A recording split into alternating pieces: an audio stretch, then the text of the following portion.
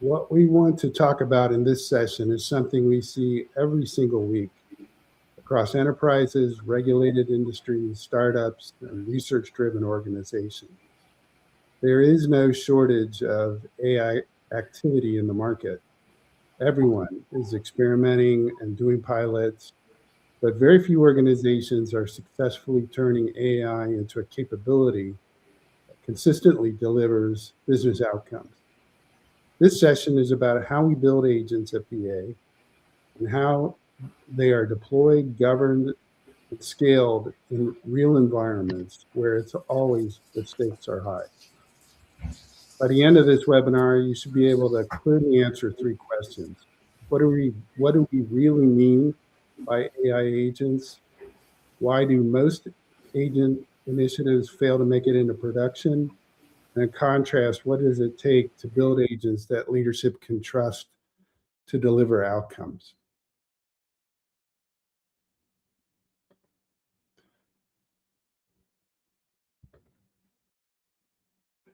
So let's start with the reality that most organizations are facing today. Nearly every organization we work with is experimenting with AI tools, multiple co-pilots, RAG and machine learning, LLM integrations, and other automations, but only a small percentage are operationalizing AI agents that reliably drive business outcomes. And the reason is important. The gap is not the tools or the models. The gap is specialized structure, governance, and execution for AI. We have been called in when organizations jump from experimentation straight into production without a structure that ties AI behavior to business goals, operational constraints, risk tolerance, and accountability. This webinar exists because we see too many promising AI initiatives stall, fail audits, or quietly get turned off. So before we get any deeper, I want to briefly introduce the team you'll hear from today. This webinar represents multiple disciplines from Veritas Automata because that is exactly what it takes to make AI agents work in production. You'll hear from solutions and delivery leadership who ensure outcomes align with business goals, engineering leadership who focus on building agents that actually integrate into systems, product leadership who ensure that agents are owned, measured, and improved, and research leadership who define where autonomy is safe, valuable, and appropriate. This is a multidisciplinary approach, which is intentional.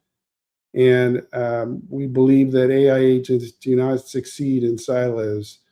So this is where we are as a team beginning. So Thea, why don't you take it from here? Hi, everyone. I'm Adira Chandrasekharan, and I'm the Senior Director of Operations at Veritas Automata. I've worn many hats throughout my career. I started as a developer and later on took operational roles as well.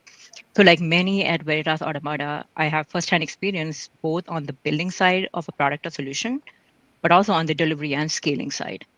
I'm a huge believer in systems thinking, and to that, my passion has always been finding a solution that will balance the efficiency with which we approach a problem, but also the value that we expect to get from it. And what does all that have to do with AI? Well, a lot. So at VA, we are actively pondering the question of how do we drive business outcomes using agents and AI in general, while also achieving execution discipline. So to that, I'm looking forward to bringing the operation lens to our presentation today. George? Yeah, hi, my name is George Hoffman. I'm an associate product manager here at Veritas Automata. I've worked in the software industry for about 8 years. I love everything automation, and I was part of a patent titled Methods and Systems for the Autonomous Dispensing of Products.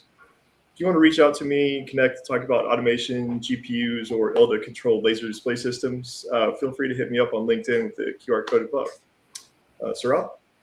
Hi, I'm Saurabh Sarkar. I'm a principal scientist at FEA. I hold a master's in autonomous vehicle and a PhD in data science with over 20 years of experience building and deploying AI systems.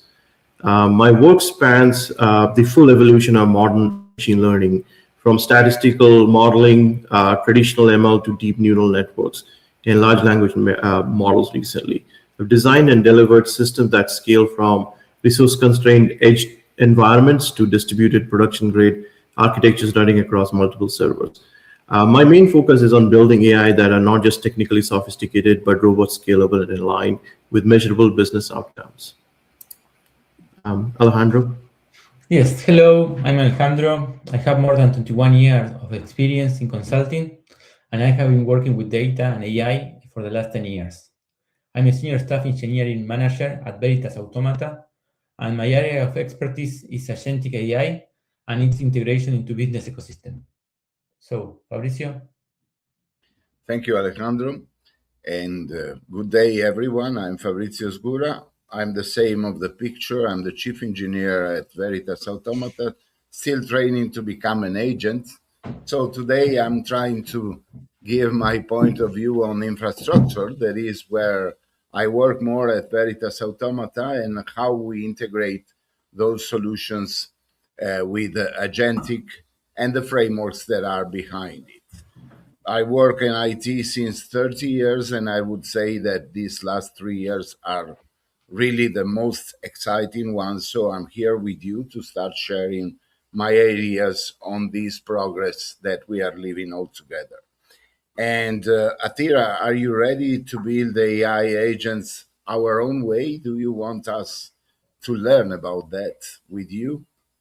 Absolutely. So everyone, let's just get right to it. Are we actually ready to build AI agents that deliver business outcomes?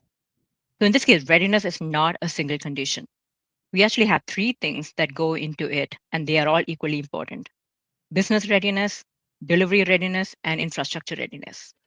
So if any one of these is missing, agents are not going to be delivering sustained value.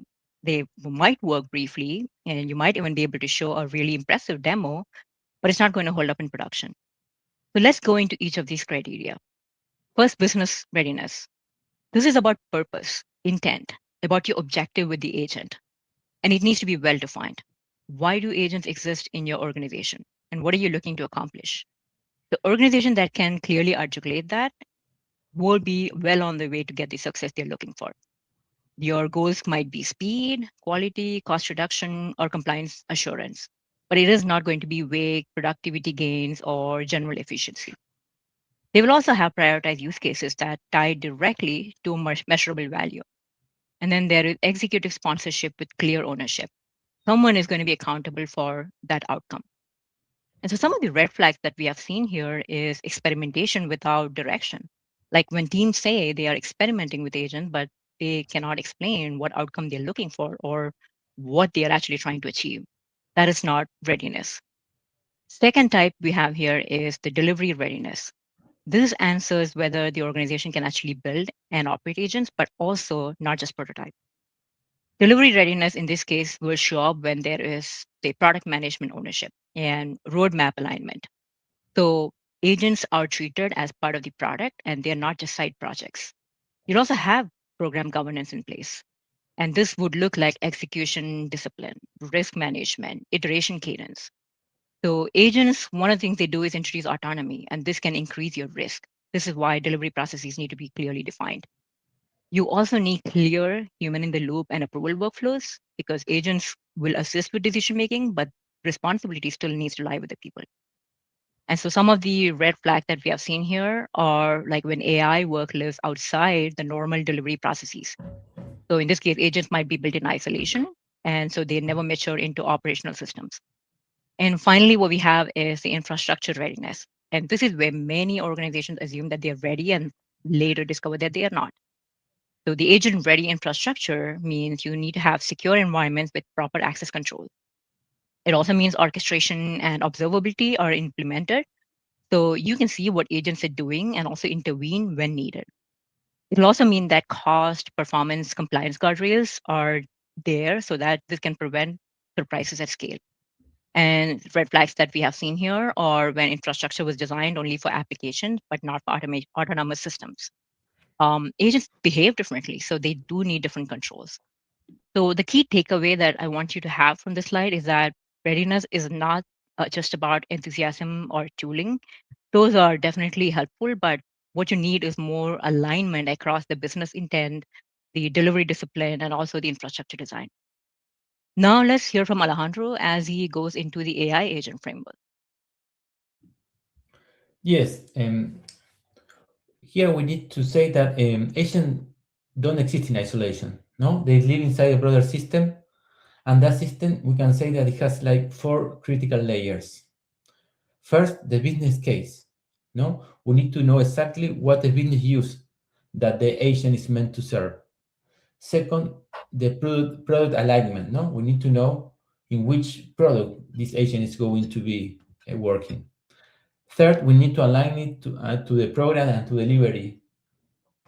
And fourth, we need to have the infrastructure ready for it. And surrounding all that, we have the governance, the security, and of course, not the outcome of that agent.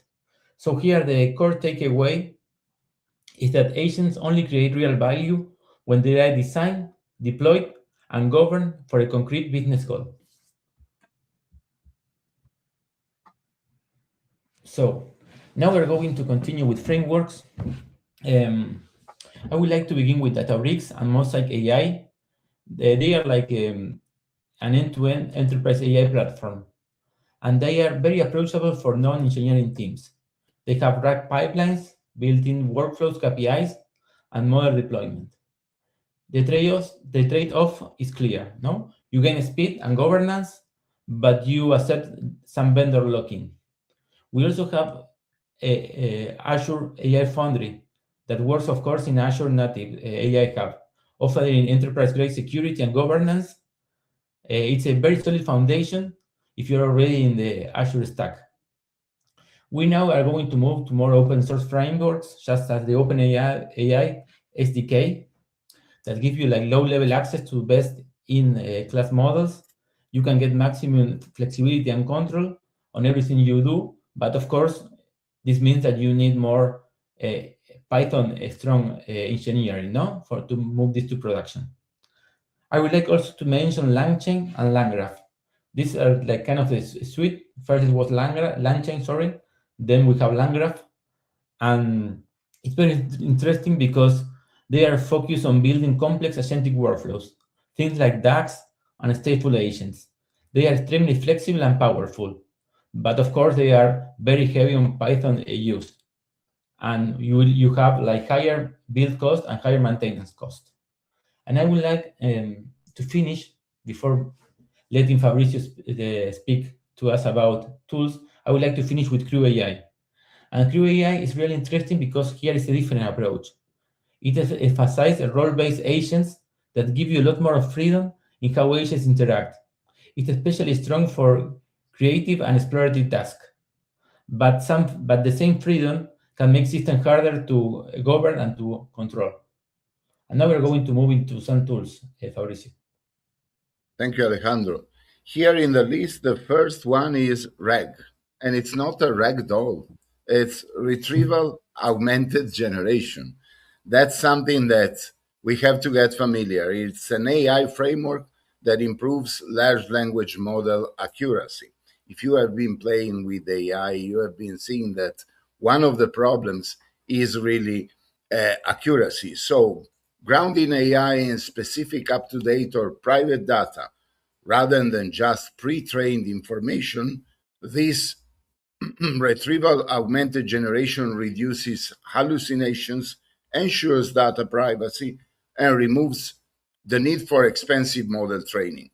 In example, when a user poses a question, the RAG system searches through external sources like databases, documents, etc., to find relevant information. This retrieved data, along with the user prompt, is sent to the large language model to generate a context-aware answer. And this gives us three main benefits. One is reducing hallucination. The second one is that the current information allows models to access real-time or updated data without needing a new training cycle. And then the domain-specific knowledge that enables AI to use company-specific or specialized data. Essentially, RAG changes the AI from a closed book to an open book exam, significantly enhancing the reliability and relevance of generative AI outputs. Then we have here in the list the vector store, that is a very brief connection with what related with the previous concept. A vector store is something that you could compare to a high performance semantic search for RAG. So look at the database. Vector databases store, index, and query high dimensional vector embeddings, numerical representation of unstructured data like text, images, or also audio, to enable rapid semantic similarity searches. So think about the algorithms that you can use in this kind of applications and appliances. One is you will hear it, is just for letter HNSW, which is hierarchical navigable small words. This organizes data into multi-layered hierarchical graph structure. Then there is the product quantization.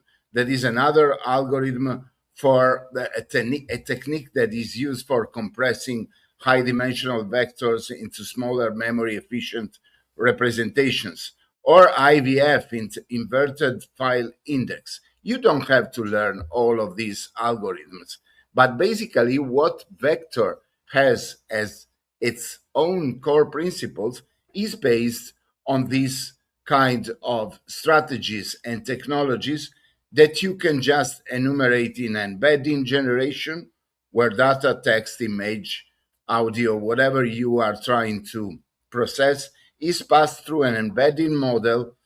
And like ChatGPT, an example, the generative one, then you have this vector storage and indexing. Nothing is very different from what you already know about databases.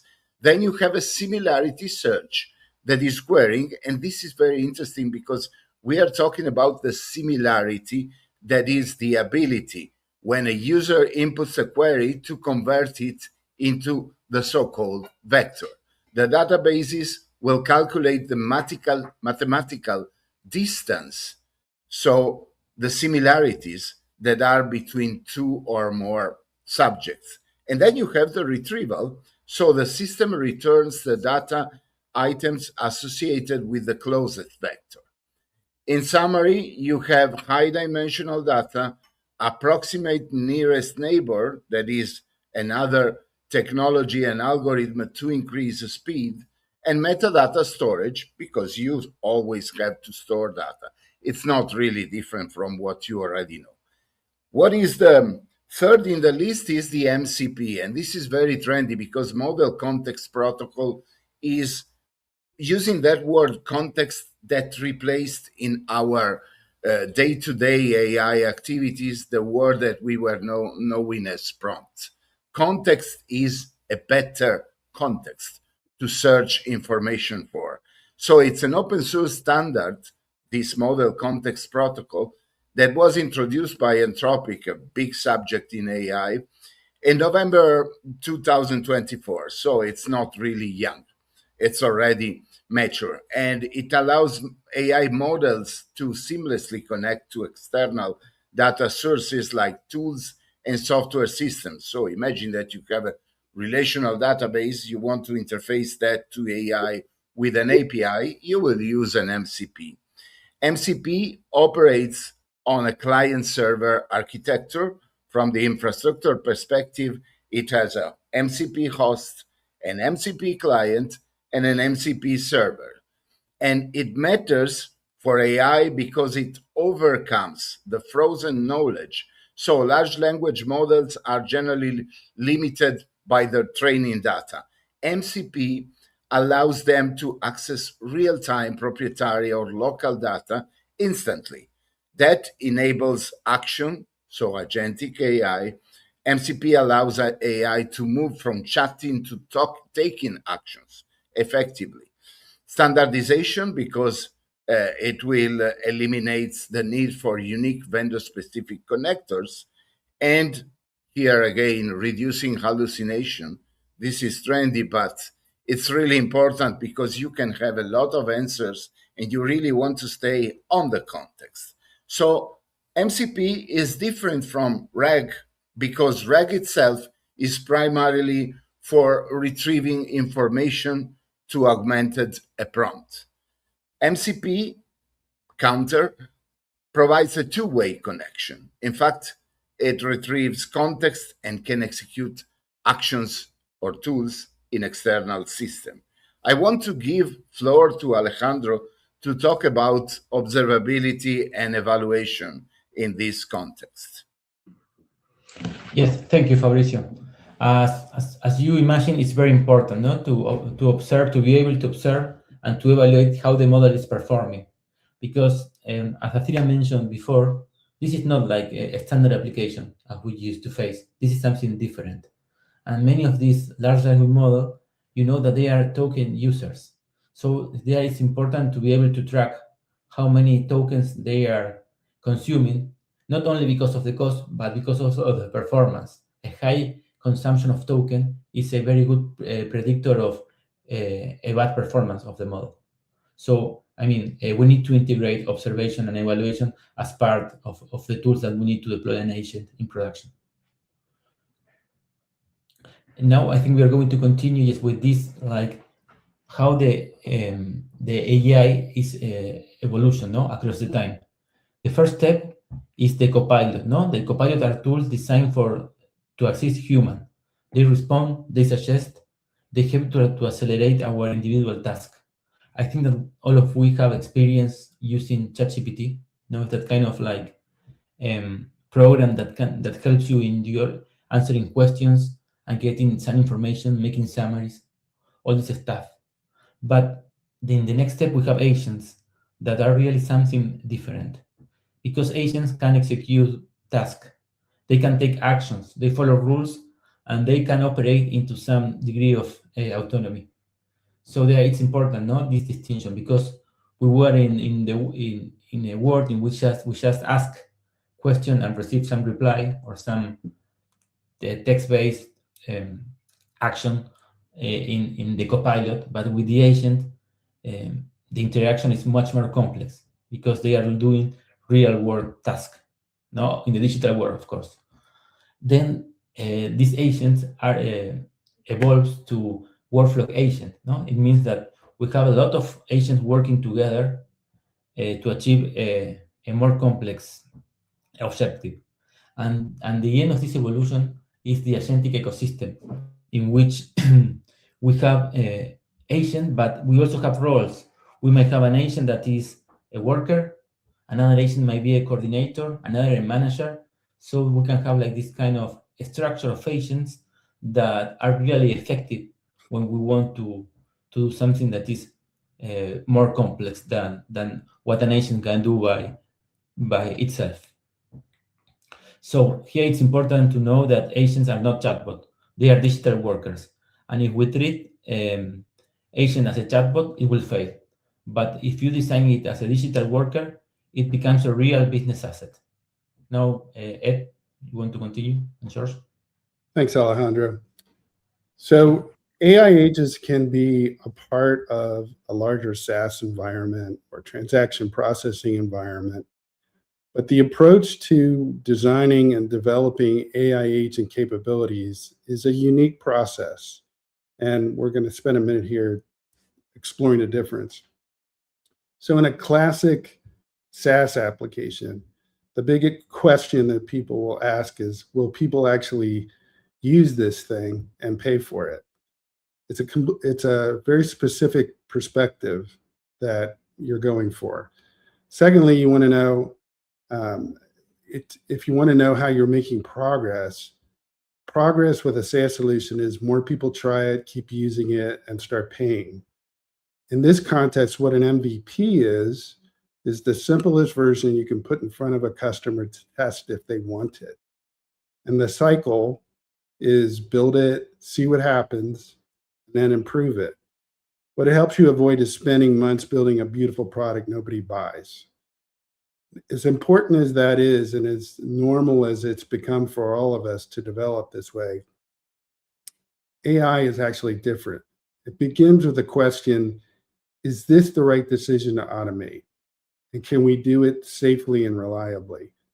This is often called problem first or problem centric design and development.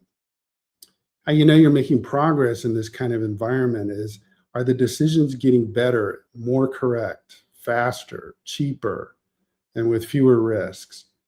An MVP is different as well. In the AI context, the simplest setup that proves the AI can help, often with a human still involved. That's what an MVP in the AI world turns out to be. And the cycle here is picking a very important decision you want to make with AI, test if there's a real signal there that you can use, add safety checks, and continue to automate. What it helps you avoid is building smart AI that confidently does the wrong thing or can't be trusted day to day. So this is a very different approach to classic SaaS. And it's important to recognize it because this is where things often, go off the rails in AI development. So our process begins with selecting a problem to solve, where the AI can be called upon to make a valuable decision. A decision diverges from other types of solutions in that it has constraints and measurable outcomes and that are evaluations that need to be understood up front. So once the decision has been selected, the next step is defining the constraints that are required to make a decision valuable, such as what are the output formats downstream so other systems can incorporate the capability into them, following regulatory requirements, security, privacy, and compliance. And then the AI also needs guardrails to control the context, limits that keep it from going off and doing something that you don't want, approvals and fallback paths. Then come the next step, evaluations to ensure that the constraints that we just determined were met and value was created, such as evaluating the accuracy of the decisions and whether the agent's programming models and data are accurate and useful. Next, ensuring that AI agents are following policy and avoiding risky behavior. And then last, checking it if it actually does what it's supposed to do and improves the speed, quality, and outcomes it was designed to solve. But George, why don't you give us the product manager's view of this difference? Sure, Ed. Yeah, the technology is secondary. The use case defines the agent's behavior, permissions, and success metrics. If you can't clearly articulate the business problem, the agent, it just shouldn't be built at all. So on the next slide, Athira and I, we're going to talk about why some agent projects fail, and we're going to discuss the 3 fits that determine success. So one of the most common failure patterns for agent projects that we see is starting with technology instead of constraints. Agents should always be anchored to real business constraints. It's key. Some of the constraints could be speed, the need to accelerate engineering workflows, quality, the need to enrich and validate data, or compliance requirements for supporting regulatory or compliance processes. Also cost, the need to automate internal operations. So the 3 fits, success requires 3 fits from working together from product management, program management, and infrastructure. For the product management fit, there must be clear ownership and clear outcomes. The agents must live in the backlog and the roadmap. For program management fit, agents need execution cadence. They need risk management, and they need cross-functional alignment. Dira, why don't you tell us about the infrastructure fit? Thanks, George. For infrastructure fit, some questions you'll be asking is, have you implemented the necessary security and access controls? What about model orchestration? How does it fit within the infrastructure? And also, have you considered the security or resource requirements for that? And let's also not forget about cost and performance governance. You don't want to find out too late that the infrastructure needs for your agents is just too cost prohibitive. So agents generally fail when they are bolted on instead of actually built in. With everything George and I have been covering in the slide, this is not optional. It's pretty foundational that you start with these fits in mind. The next, Saurabh and Alejandro will talk about the build story of an AI coding framework. Yes, thank you, Athira. So now let's walk through what building agents really looks in practice. You know that it's not like a single step, it's like a life cycle. We start with research and feasibility. Then we move to design. And after that, we develop the agent. And there, at that point, copilots and agents work together. And from there, of course, we deploy and orchestrate. And at last but not least, we move into continuous optimization. And here is where many organizations underestimate the effort. Production agents are not static. They evolve as your data, system, and business needs. Now let's dig into research, Saurabh. Yeah, thanks, Alejandro. So one of the core things that we heard with Ed and Athira talk about is the problem statement, right? So if you think about AI agents, they are underneath. If you strip away everything, all the pipelining, all of the other data manipulation stuff that's happened before it goes to a model is an AI model. It could be a probabilistic model, or it could be a traditional deterministic model. So when I say deterministic, whenever input comes in, you have a predictable output. Whereas probabilistic model like ChatGPT or any of the LLMs, you type in a prompt, you get an output, but it's not guaranteed that you will get the exact same output, right? So the choice of the problem statement determines which path you're going to take. So, even not only the choice of problem, it goes beyond that, even the data availability, because to build some traditional models, you would need a large amount of data so that it can successfully capture the business rules and the patterns and the physics of the problem within the data itself, right? So it always starts with the problem statement. Is that problem statement defined without any ambiguity, right? So what are we trying to solve? It's not just automation for sake of automation. What are the key decisions within the automation that you want the AI systems to take over, and what are those? And based on each of those decisions, do they need a probabilistic model or a deterministic model? What kind of model? Those discussions starts to happen. Because if we make a wrong decision on the type of model itself, then the rest of the pipeline doesn't work, because now you have introduced a risk or a variability that you can't live with for the entire project, right? So besides the choice of model, the autonomy also matters, because some of the decisions or some of the automations that we are bringing on with the AI system, they may or may not be impactful in the sense that it is okay to have the AI make the decision and the impact is not super significant, right? But in some situations where you need the decisions to be validated by humans, right? So the autonomy scale has to be set correctly. It's not a 0-1 kind of a question, but rather on a scale of 0 to 1, where does your autonomy needs to sit? Where does the human needs to come in? Where does the guardrail needs to happen? Because each of the decision also has a cost implication towards it, right? So evaluation and validation are essential for any AI traditional model and even statistical model, right? So when you build a model in a lab environment, it may work really well, but if you have not validated with an out of sample data, it may not work in production. And that's a large portion of the failures of AI system is just because of that, because often AI systems tend to overfit. If we do not do due diligence on validating it works beyond the training data itself, it has not learned the physics of the problem, but rather just learn the data, so it had overfitted. So that's a very essential step. It may look like it's really doing well in a lab environment, but as soon as you take it in production, it fails.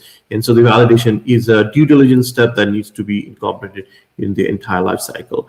And then human in the loop, again, is a decision point based on how impactful is the decision, how much is the resilience to having a wrong decision, whether we need to put in a human in the loop or not, right? So those are some key decision points. As you can see, a lot of these points are not 0 and 1 kind of binary decision, but something in a spectrum that's where a lot of these levers need to be set for your AI system to work perfectly. So in a nutshell, AI agents are not designed but discovered, because as you go through the process of solving the problem, you come across a lot of these decisions and you make those decisions and you design your AI system, so forth. George, why don't you take it at a much higher level and take us forward? Sure. Thanks, Rob. Yeah, this is where many promising agent initiatives break down. Using copilots effectively, it's not the same as deploying autonomous agents into production systems. Production agents require 4 key things. They require clear deployment patterns. This is standardized ways to package, version, test, and release agents. And this can include models, prompts, tools, and policies, so that they can be promoted from dev to staging and then to production with confidence and consistency. Another key thing is observability. This is end-to-end visibility into decisions, reasoning traces, tool calls, latency, costs, success and failure rates, and business outcomes. Observability enables rapid debugging, auditing, and continuous improvement. Another key thing is control mechanisms. These are your general guardrails to set approval workflows, rate limits, permissions, and human-in-the-loop overrides. These control mechanisms ensure agents are within compliance, that they're operating safely, and they're operating within the defined business boundaries. Fourth key thing is rollback strategies. This is your ability to quickly revert to previous models, prompts, configurations, or workflows in the event that performance degrades or you start to see an emerging risk. Rollbacks are critical to minimizing downtime and business impact. Ed? Yeah, so the message here is this is not experimentation anymore. This is really true operational engineering with the goal of having production systems that work consistently and AI agents that are rendering valuable decisions. Fabrizio, you want to take it from here on infrastructure? Sure, thank you, Ed. And when we were collecting all the information about infrastructure, I always have to underline that infrastructure is often invisible until something goes wrong. This is valid for AI, but whoever is working on operations, SRE, or whatever other discipline that today is involving infrastructure, they know that when the phone is ringing, it's because you don't want to hear that phone. And here I decided to put a mark there, infrastructure, the invisible enabler. Without it, you cannot have a framework. You cannot have anything that is related to what we were talking about in the previous slides. So what is this differentiator really doing? It has focus areas that here are underlined. One is about security, and this is forever, wherever, since the 80s, 90s, when we started to have networks, we had the security implications, the scalability and orchestrations. Alejandro was talking about frameworks, and you think about extending that concept. How can I scale it? If you know schedulers like Kubernetes or whatever other are available worldwide from hyperscalers, you will know that when you scale, the infrastructure will have problems. So you need to focus on reliability of your scaling. And when you focus on scaling and you want more and more, you will have to pay. So you need a cost control on top of everything. And reliability will be a consequence, but also a goal to achieve with a lot of effort for teams and people. So can we drive AI agentic to give us the infrastructure at a better stage? I think not yet, but we are working on that. Infrastructure is still determining whether agents are an asset or liability. Look in the left column, you have a sort of consequent, constant, evolving compute, models, security, cost controls, and compliance, because the last word, compliance, is also very important in our days. You have to be respecting service level agreements, complying with rules, thinking about regulators. This is wherever. And infrastructure and the future of AI infrastructure is for sure what we do right now at VA, thinking about that. For you that are a user and person that is working with AI agentic, but also for us, because we want to improve the base to develop our AI culture. And earlier, I passed the floor to Atira for thinking about how we build AI. Now it's time to say something about how we deliver AI. Thanks, Fabricio. And on that great segue, I think that summarizes a lot of the questions, challenges, factors that we need to consider when we put together an agent project. I'm going to try and bring that all together and talk about how VA, Veritas Automata, approaches agent projects. We always start with our core principles. Outcomes first. That's where we begin. Let's really talk about that problem you're trying to solve and what your solution could look like. Additionally, our teams work very closely with you. And we are not just looking to build a solution in isolation. It is actually working with you to figure out what fits best, what works best. We also design governance right into the project. What are those guardrails we need to be thinking about? What are those criteria we need to make sure we are forever keeping it on our radar and planning toward? Additionally, we are also built for regulated environments. What are those regulations or legal criteria we need to make sure we are adhering to? And so those are all built into a solution. We do avoid tool dependency. In other words, we're not focused on a particular tool. We're rather more focused on frameworks, the frameworks that can survive audits, that can actually scale responsibility and also give you the value that you're looking for. So this is why organizations engage us when experimentation is now turning into execution. So what does that mean for you? Let's hear Ed as he discusses that question. So let's bring this back to your organization. Agents are a means, not the goal, as we've discussed throughout this presentation. They are force multipliers, and they're not just experimental, at least not if you want to make them into production systems. George, why don't you give us a bit more on this subject? Yeah, well, what Ed just said is super critical. Business outcomes, they're the measure of success. Agents move from novelty to measurable business impact by driving operational efficiency through several avenues. They automate complex cross-system workflows, which reduce cycle times, errors, and the cost to serve. Decision quality is vastly improved by continuously analyzing real-time data and surfacing insights at the moment of action.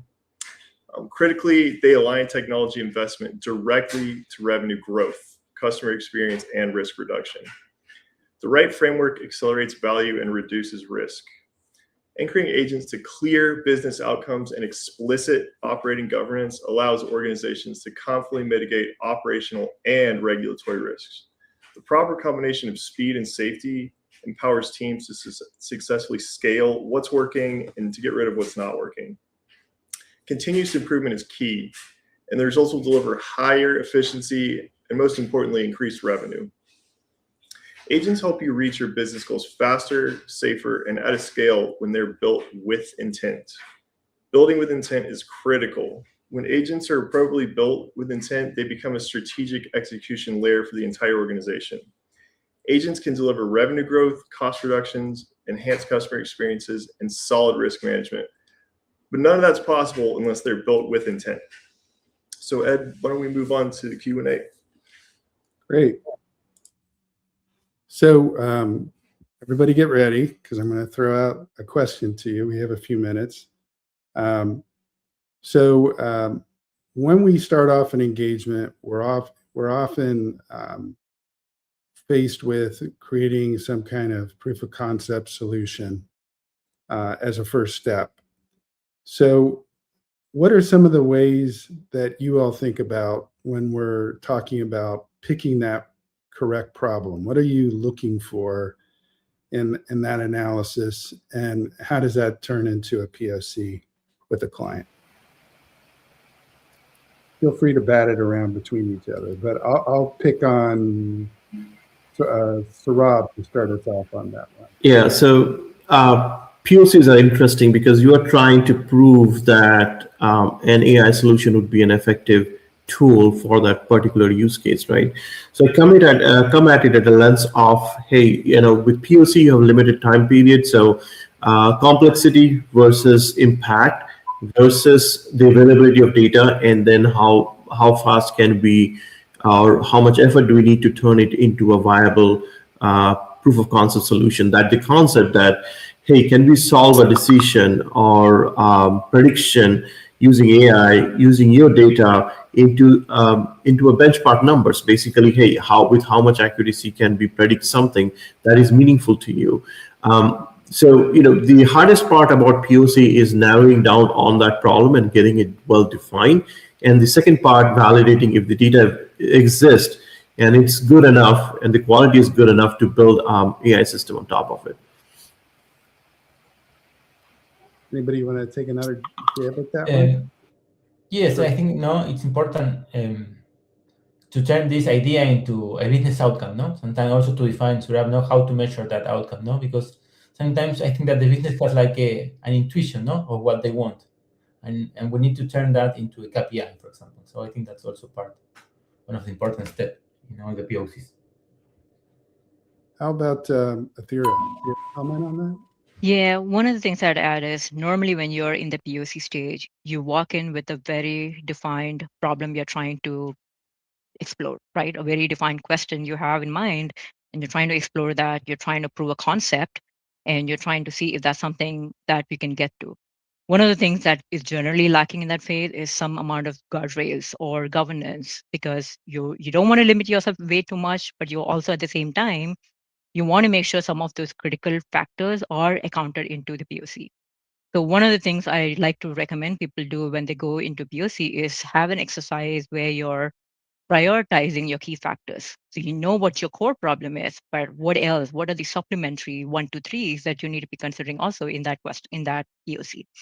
And so that's a small little exercise you would do right before POC to make sure you're getting that right core problem surrounded by the guardrails that you need to keep in place. And guardrails doesn't need to be anything very firm, right? It's more, what are the things you cannot do? What are the things you cannot cross? What is that requirement you have to always meet? So making sure that you have some of that process in before you go into a POC. That way you don't get too far, you come up with a solution, but then you find, well, we didn't meet this other criteria that we didn't think about.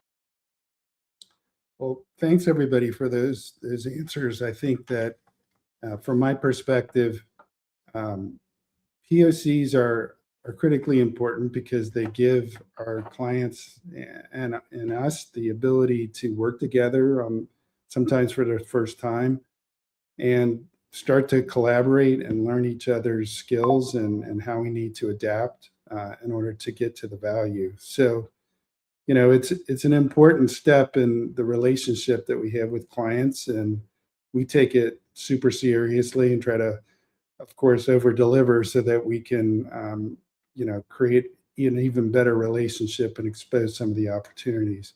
So thanks everybody for all that information and those thoughtful answers.